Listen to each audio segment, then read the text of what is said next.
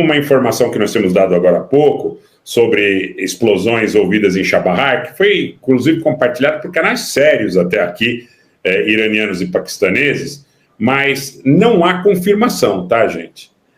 Os relatos de explosão no Baluquistão iraniano, que eram alegadamente perto de Chabahar, não estão confirmados. Não há confirmação de relatos de explosões. E se houver, a primeira impressão que eu tenho é que podem ser embates entre o grupo Baluchi, extremista sunita, mais especificamente o Jaish al-Adla, que é o Exército da Justiça, né, uma das denominações, e o governo iraniano. Se grupos paquistaneses que são ligados aos interesses da Turquia, de Israel, dos azeris, enfim, grupos anti-iranianos, tiverem a intenção de causar dano ao Irã, eles não vão usar o F-16 da Força Aérea Paquistanesa, gente. Tá? Eles não vão usar o Paquistão para fazer uma guerra contra o Irã, pelo menos não nesse estágio. O que eles vão usar são grupos extremistas que são ligados ao que foi feito na Síria, ao que é feito em Idlib, ao que foi feito no Iraque, na região de Kirkuk, na região onde durante muito tempo houve a presença desses extremistas em Palmira, no deserto sírio, né? Inclusive com destruição de monumentos históricos, vocês lembram disso, né? Então é importante a gente observar que o terrorismo, extremismo sunita pode novamente ser utilizado contra o Irã com o objetivo de constrangê-lo, de diminuir a sua capacidade, eventualmente, de fazer frente a ações do eixo Estados Unidos, Grã-Bretanha e Israel. E pode ser que nós estejamos vendo. Hoje houve uma declaração do ministro de Relações Exteriores do Iraque, que surpreendeu muita gente. Ele disse assim: se o Irã não quer ou não pode atacar Israel, não deveria, de certa forma ele coloca isso, não deveria atacar Arbil. De certa forma, o Iraque defendendo ali, a nível de princípio de federação, né, o governo que em Arbil é o governo do Barzani, que é um elemento ligadíssimo a Israel e a Turquia. Isso aí ninguém discute, tá?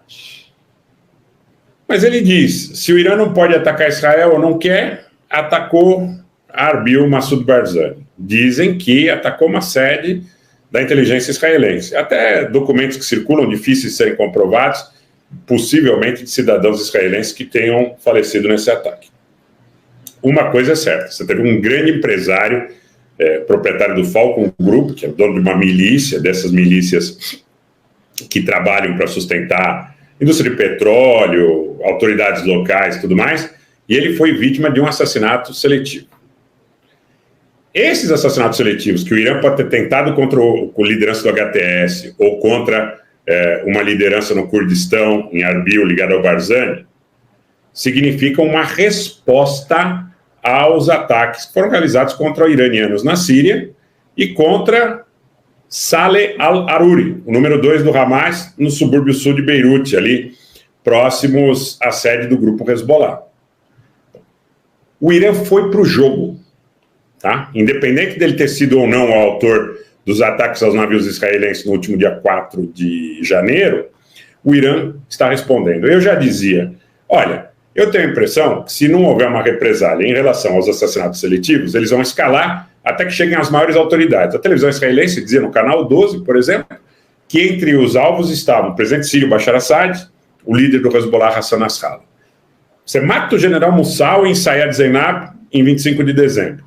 Você mata 11 oficiais da Guarda Revolucionária no Aeroporto Internacional Hafez Assad em Damasco. Mata o Saleh al-Aruri no subúrbio controlado pelo Hezbollah no sul de Beirute. Então eu digo, se o Irã não promover represálias em relação a esses atentados, eles já tinham perdido muita gente na Síria nos últimos anos. É possível que realmente esses assassinatos seletivos eles escalem até as lideranças. E o Irã foi para o jogo. O Irã mostrou que tem algum poder importante a nível militar, porque atacou fora das suas fronteiras, no Paquistão, no Iraque e na Síria, interesses dos grupos que, associados ou consorciados, atacam as suas autoridades. Dizem que muita gente que saiu do Kurdistão iraquiano, que saiu do Azerbaijão, que saiu do Baluquistão paquistanês e que saiu até de Idlib, participou de assassinatos contra cientistas nucleares iranianos, contra generais, contra autoridades. Vocês viram nos últimos anos a quantidade de autoridades iranianas que foi morta, dentro e fora do Irã, em atentados, né? Então, parece que o Irã resolveu dar um basta nessa situação. Parece que o Irã decidiu dizer o seguinte para os seus inimigos: vocês vão matar nossas autoridades, nós vamos cobrar matando os líderes dos que autorizam esses ataques. Muitos iranianos com os quais a gente conversa, ou pessoas que conhecem bastante a dinâmica da política iraniana, dizem o seguinte: quando o Irã promoveu o ataque contra esse grupo no Paquistão, o Irã deu o seguinte sentido à sua prática anterior em Arbil, contra o que seria uma sede da inteligência israelense. O Irã diz o seguinte: uma mão organizou, a outra praticou. Então, a que organizou, teoricamente, seria a inteligência israelense, segundo o ponto de vista dos iranianos, para que fique muito claro, tá? O Irã atacou em Arbil, quem organizou? A inteligência israelense. E o Irã atacou em Idlib, a Frente Nusra, e atacou o Jaish al-Adl, o Exército da Justiça, também, todos eles grupos extremistas sunitas, tanto na Síria como no Paquistão, porque seria uma mão executora. Então, o Irã respondeu aos autores das ações anti-iranianas que aconteceram nos últimos dias. E respondeu, gente, com armamento pesado. Tem um símbolo muito forte nesse ataque que o Irã realizou contra a região de Idlib. A distância entre o local de lançamento dos mísseis iranianos que foram direcionados a Idlib e a distância desse mesmo local de lançamento em relação a Tel Aviv é muito próximo. Então, são 1.260 quilômetros aproximadamente, né? O míssil que foi lançado de forma efetiva contra um alvo com maior distância até aqui pelos iranianos, e parece que com um grande início, com uma grande acurácia, acertou o alvo. Aliás, esses mísseis eles são programados para uma margem de erro de cerca de 10 a 15 metros, dependendo do míssil, né? Levam cargas potentes. Então, a resposta aconteceu no Iraque, a resposta aconteceu no Paquistão, só que, repito, o que os analistas que estão próximos da política iraniana dizem é que o Irã percebeu ou entendeu que era necessário promover uma demonstração de força. E essa demonstração de força foi dada. Essa demonstração de força teria sido dada contra aqueles que organizaram, tanto em Rask, lá no Baluquistão, como em Kerman, no centro-sul do Irã, atentados contra o interesse do Irã. Não esqueçam que a morte do general Moussaoui foi a morte de um oficial iraniano mais importante desde o assassinato do Qassem Soleimani. O general Moussaoui era o número 1 do Irã na Síria, 25 de dezembro do ano passado. Aliás, nós fizemos uma live que teve aí quase 50 mil visualizações naquele momento, relatando em primeira mão o que havia acontecido em Sayed Zainab quando o general Moussaoui foi assassinado. Aquilo não ficaria sem resposta. Aliás, se ficasse sem resposta, seria uma demonstração de fraqueza. E como isso aqui é um jogo de xadrez, é claro que, por exemplo, quando Israel faz uma ação para eliminar o general Moussaoui em Damasco, ele espera que o Irã compreenda que o eixo de ameaças que se volta potencialmente contra ele é muito grande.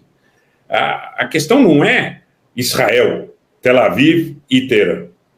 Você tem Washington, você tem Londres, você tem as capitais sunitas, onde você tem uma interferência ou uma sobreposição de relacionamentos entre os serviços especiais, que são francamente anti-iranianos, né? O Márcio está aqui, ele sempre comenta isso, né, Márcio? Boa noite, seja bem-vindo.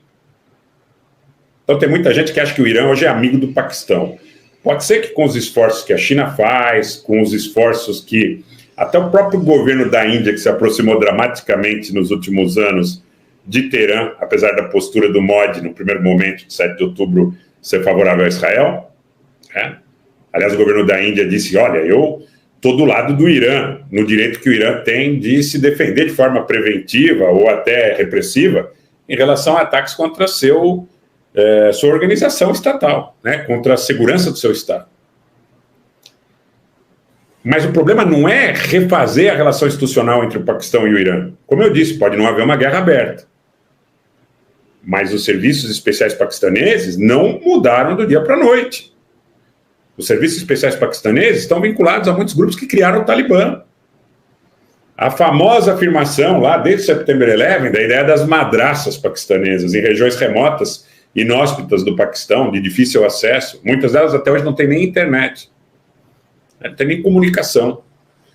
Então a questão central é a seguinte: o Paquistão institucionalmente ele não é hoje um inimigo do Irã, mas ele sofre pressões de parte do seu establishment de poder no serviço de segurança e dos seus parceiros internacionais que são inimigos do Estado iraniano, que, por exemplo, criam questões nessa questão do gasoduto.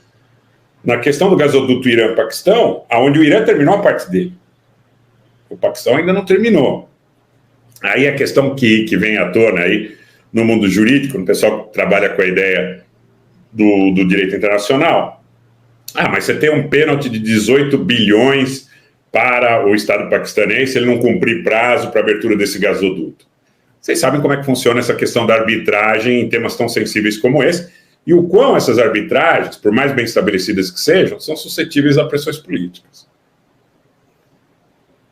A gênese desse processo todo, mais uma vez, não é gás, petróleo, sob o ponto de vista de extração e transporte, e o controle das rotas comerciais. Mais uma vez a questão é essa, né?